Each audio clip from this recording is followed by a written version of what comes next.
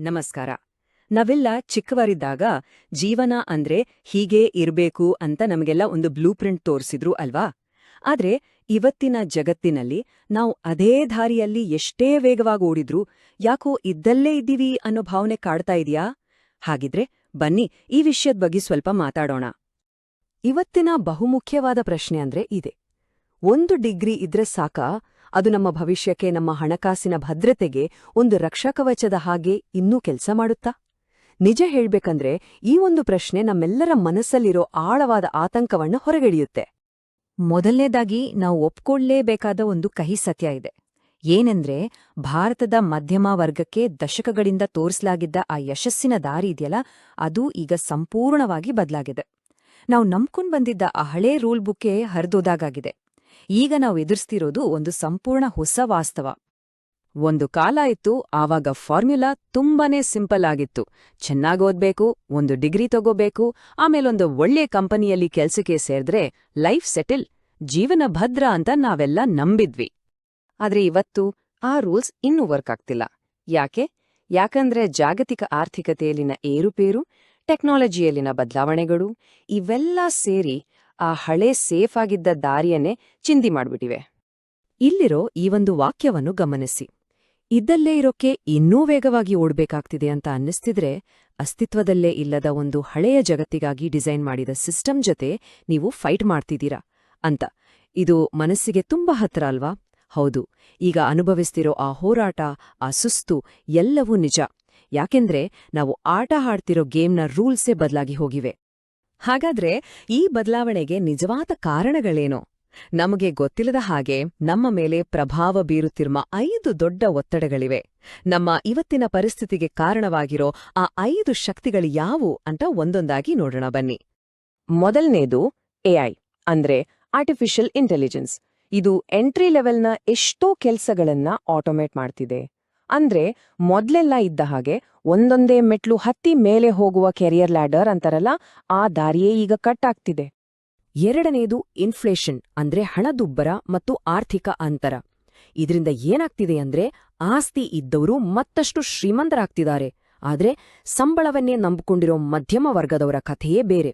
ಅವರ ಉಳಿತಾಯ, ಹೆಚ್ಚಾಗ್ತಿರೋ ಇಎಂಐಗಳು, ದಿನಬಳಕೆ ಖರ್ಚುಗಳ ಭಾರಕ್ಕೆ ಕರಗಿ ಹೋಗ್ತಿದೆ. ಮೂರನೇ ಒತ್ತಡ ನಮ್ಮ ಆರೋಗ್ಯ. ಇವತ್ತಿನ ಈ ಸ್ಟ್ರೆಸ್, ಪೊಲ್ಯೂಷನ್ ಇರೋ ಸಿಟಿ ಲೈಫಲ್ಲಿ ಆರೋಗ್ಯವಾಗಿರೋದೇ ಒಂದು ದೊಡ್ಡ ಖರ್ಚು. ಸಣ್ಣಪುಟ್ಟ ಆರೋಗ್ಯ ಸಮಸ್ಯೆಗೂ ನಮ್ಮ ಫ್ಯಾಮಿಲಿಯ ಸೇವಿಂಗ್ಸ್ನ ಒಂದು ದೊಡ್ಡ ಭಾಗ ಖರ್ಚಾಗಿ ಹೋಗ್ಬಿಡುತ್ತೆ. ನಾಲ್ಕನೇದು ಜಾಬ್ ಸೆಕ್ಯೂರಿಟಿ ಅನ್ನೋದು ಇಲ್ಲದಿರೋದು. ಪರ್ಮನೆಂಟ್ ಜಾಬ್ ಅನ್ನೋದು ಇವತ್ತು ಒಂದು ಸುಳ್ಳು ಅಷ್ಟೆ. ಬೇರೆ ಯಾವುದೋ ದೇಶದ ಬೋರ್ಡ್ರೂಮಲ್ಲಿ ತಗೊಳ್ಳೋ ಒಂದೇ ಒಂದು ನಿರ್ಧಾರ ಇಲ್ಲಿ ನಮ್ಮ ಆದಾಯದ ಮೂಲವನ್ನೇ ರಾತ್ರೋರಾತ್ರಿ ಕಿತ್ಕೊಂಡ್ಬಿಡ್ಬೋದು. ಒಂದೇ ಕಂಪನಿನ ನಂಬಿಕೊಂಡಿರೋದು ತುಂಬಾನೇ ರಿಸ್ಕಿ. ಇನ್ನು ಕೊನೆಯದಾಗಿ 5ನೇ ಒತ್ತಡ ಮೆಂಟಲ್ ಎಕ್ಸಾಷನ್ ಅಂದ್ರೆ ಮಾನಸಿಕ ಬಳಲಿಕೆ. ದಿನನಿತ್ಯದ ಕೆಲಸದ ಒತ್ತಡದಿಂದಾಗೋ ಬರ್ನ್ಔಟ್ ಇದೆಯಲ್ಲ, ಅದು ನಮ್ಮಿಂದ ಮುಂದೆನೂ ಮಾಡ್ಬೇಕು ಅಂತ ಯೋಚನೆ ಮಾಡೋ ಶಕ್ತಿನೇ ಕಿತ್ಕೊಂಡ್ಬಿಡುತ್ತೆ. ಸರಿ, ಇಷ್ಟೊತ್ತು ನಾವು ಸಮಸ್ಯೆ ಬಗ್ಗೆ ನೋಡಿದ್ವಿ. ಆದ್ರೆ ಪ್ರತಿಯೊಂದು ಸವಾಲಿಗೂ ಒಂದು ಪರಿಹಾರ ಇದ್ದೇ ಇರುತ್ತೆ. ಈಗ ನಮ್ಮ ದೃಷ್ಟಿಕೋನವನ್ನು ಚೇಂಜ್ ಮಾಡೋ ಸಮಯ. ಪರಿಸ್ಥಿತಿಗೆ ಬಲಿಪಶು ಆಗೋದ್ಬೇಡ, ಬದಲಿಗೆ ನಮ್ಮ ಭವಿಷ್ಯವನ್ನು ನಾವೇ ಕೆತ್ತುವ ಶಿಲ್ಪಿಗಳಾಗೋಣ. ಇಲ್ಲಿ ನೋಡಿ, ನಮ್ಮ ಮುಂದಿರೋ 2 ಆಯ್ಕೆಗಳು ಎಷ್ಟು ಕ್ಲಿಯರ್ ಆಗಿ ಕಾಣಿಸ್ತಿವೆ. ಒಂದು ಕಡೆ ಹಳೇ ಸಿಸ್ಟಮ್, ಇಲ್ಲಿ ಕೆಲ್ಸ ನಿಂತರೆ ಆದಾಯನೂ ನಿಲ್ಲುತ್ತೆ, ರಿಸ್ಕ್ ಜಾಸ್ತಿ. ಇನ್ನೊಂದ್ ಕಡೆ ಒಂದು ಹೊಸ ಇಕೋಸಿಸ್ಟಮ್, ಇಲ್ಲಿ ಆದಾಯ ನಿರಂತರವಾಗಿ ಬೆಳೀತಾ ಹೋಗುತ್ತೆ, ರಿಸ್ಕ್ ಕಡಿಮೆ.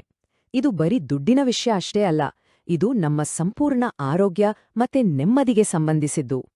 ಹಾಗಾದ್ರೆ ಈ ಹೊಸ ಪರಿಸರ ವ್ಯವಸ್ಥೆಯನ್ನ, ಈ ಇಕೋಸಿಸ್ಟಮ್ ಅನ್ನ ಕಟ್ಟೋದು ಹೇಗೆ? ಅದಕ್ಕೆ ಒಂದು ಸಿಂಪಲ್ ಆದ ಆದ್ರೆ ತುಂಬಾನೇ ಪವರ್ಫುಲ್ ಆದ ಒಂದು ಫ್ರೇಮ್ವರ್ಕ್ ಇದೆ. ಈ ಹೊಸ ಕಾಲದ ನಿಜವಾದ ಸಂಪತ್ತು ಯಾವುದು ಅನ್ನೋದ್ರ ಮೇಲೆ ಇದು ಫೋಕಸ್ ಮಾಡುತ್ತೆ. ಬನ್ನಿ ನೋಡೋಣ. ಒಂದು ಸದೃಢ ಜೀವನಕ್ಕೆ 3 ಪಿಲ್ಲರ್ಗಳು ಬೇಕು. ಅವು ಯಾವಂದ್ರೆ ನಮ್ಮ ಆರೋಗ್ಯ, ನಮ್ಮ ಆದಾಯ ಮತ್ತು ನಮ್ಮ ಸಮಯ. ಇವೇ 21ನೇ ಶತಮಾನದ ನಿಜವಾದ ಕರೆನ್ಸಿಗಳು, ನಿಜವಾದ ಆಸ್ತಿಗಳು. ಈ 3ರ ನಡುವೆ ಒಂದು ಬ್ಯಾಲೆನ್ಸ್ ತರೋದೇ ನಮ್ಮ ಗುರಿ. ಇದು ಬರೀ ಥಿಯರಿ ಅಲ್ಲ, ನಮ್ಮ ಜೀವನದ ಬೇರೆ ಬೇರೆ ಹಂತಗಳಲ್ಲಿ ಇದು ಹೇಗೆ ನಮಗೆ ನಿಜವಾದ ಕಣ್ಣಿಗೆ ಕಾಣೋ ಹಾಗೆ ಪ್ರತಿಫಲ ಕೊಡುತ್ತೆ ಅಂತ ಈಗ ನೋಡೋಣ. ಈಗಾಗಲೇ ಕೆಲಸದಲ್ಲಿರೋರಿಗೆ ಇದು ಹೇಗೆ ಸಹಾಯ ಮಾಡುತ್ತೆ? ಇದೊಂದು ಸೇಫ್ಟಿ ನೆಟ್ ಇದ್ದ ಹಾಗೆ. ಒಂದು 2ನೇ ಆದಾಯದ ಮೂಲವನ್ನು ಸೃಷ್ಟಿ ಮಾಡ್ಕೊಂಡ್ರೆ ನಾಳೆ ಕಾರ್ಪೊರೇಟ್ ಏಣಿಯನ್ನೇ ನಮ್ಮ ಕೆಳಗಿಂದ ಎಳೆದ್ಬಿಟ್ರೂ ನಾವು ಬೀಳೋದಿಲ್ಲ. ನಾವು ಆಗಲೇ ನಮ್ಮ ಸ್ವಂತ ಅಡಿಪಾಯದ ಮೇಲೆ ಗಟ್ಟಿಯಾಗಿ ನಿಂತಿರ್ತೀವಿ. ಗೃಹಿಣಿಯರಿಗೆ ಇದು ಒಂದು ಅದ್ಭುತ ಅವಕಾಶ. ತಮ್ಮ ಮನೆಯನ್ನೇ ಒಂದು ವೆಲ್ನೆಸ್ ಹಬ್ ಆಗಿ ಬದಲಾಯಿಸಬಹುದು. ಫ್ಯಾಮಿಲಿಯನ್ನ ನೋಡ್ಕೊಳ್ಳೋ ತಮ್ಮ ಮುಖ್ಯ ಪಾತ್ರಕ್ಕೆ ಯಾವುದೇ ಧಕ್ಕೆ ಆಗದ ಹಾಗೆ ಆರ್ಥಿಕ ಸ್ವಾತಂತ್ರ್ಯ ಮತ್ತೆ ಆತ್ಮವಿಶ್ವಾಸವನ್ನ ಬೆಳೆಸ್ಕೊಳ್ಬಹುದು. ಇನ್ನು ವಿದ್ಯಾರ್ಥಿಗಳ ವಿಷಯಕ್ಕೆ ಬಂದ್ರೆ ಪುಸ್ತಕದಲ್ಲಿ ಸಿಗದಂಥ ಸ್ಕಿಲ್ಸ್ಗಳನ್ನ ಇಲ್ಲಿ ಕಲಿಬಹುದು.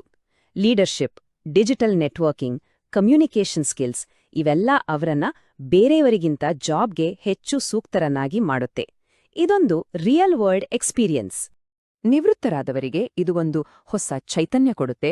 ತಮ್ಮ ದೈಹಿಕ ಆರೋಗ್ಯವನ್ನು ಕಾಪಾಡಿಕೊಳ್ಳೋದ್ರ ಜೊತೆಗೆ ಆರ್ಥಿಕವಾಗಿ ಆಕ್ಟಿವ್ ಆಗಿ ಸಮಾಜದ ಜೊತೆ ಕನೆಕ್ಟ್ ಆಗಿ ಇರೋಕೆ ಇದು ಸಹಾಯ ಮಾಡುತ್ತೆ.